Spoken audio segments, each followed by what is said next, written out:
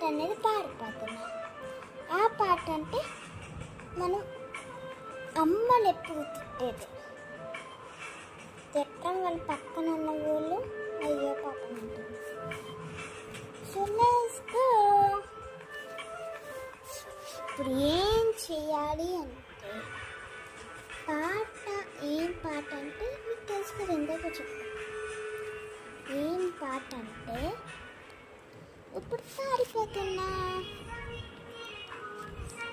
అయ్యో పాపం అంటే అడగారే, హ్యాపీగా ఆడుకున్నాం అంటే వదలరే.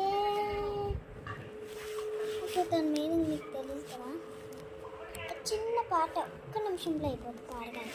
అది కూడా నీట్గా పాడితే 2 minutes, ఓన్లీ 2 minutes.